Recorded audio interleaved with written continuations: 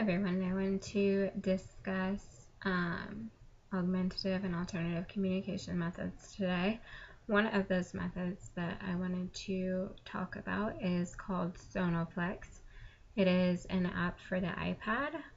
It can also be used on the iPhone, on PCs, and on Tobii Dynavox communication devices. Sono-Flex was made by Tobii Dynavox, and it is a way of communicating with other individuals. It's a device that will speak for you if you cannot speak. Sono-Flex has been designed to help SLPs and teachers teach individuals that have disabilities to use them to be able to communicate effectively. The actual application has over 11,000 pictures that can be used to personalize and individualize the communication for each person that chooses to use it. You can use on the iPad and the iPhone, you can actually use pictures of your own to put into the program and individualize it that way. Some individuals have problems with generalization across pictures or items or objects, and if you use actual pictures of those items and objects that they would want to request, sometimes it makes it easier to teach them how to communicate effectively. We're going to look at this. So on the device, or on the application, everything is color-coded. On the home page, on one side you have quick task buttons. So one of the buttons would be circle time, and then everything that you do within circle time you could place input within the page.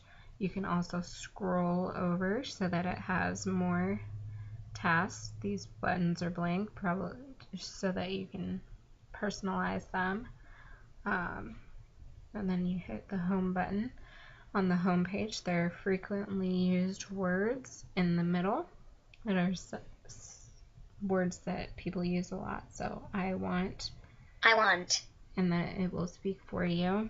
You have pronouns and people, time, verbs, describing things, places that they would go, things, food, frequent phrases, so I'm thirsty, or I'm hungry, can be programmed so that they're quick and easy and the person doesn't have to scroll through a bunch of pages in order to find what they're looking for. I did help teach an individual with autism in a classroom I used to work in how to effectively use this page. This is the free download. The free download has a ton of pictures available.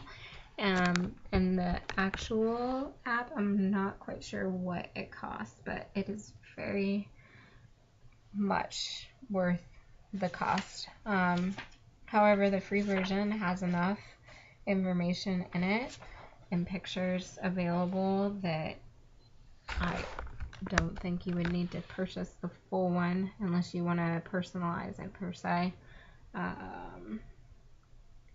There is also a keyboard option on the home screen. You can type in the keyboard, and if the individual knows how to type, it makes it easier for them to access things such as your name, Jennifer, if you can't find that information within the keyboard.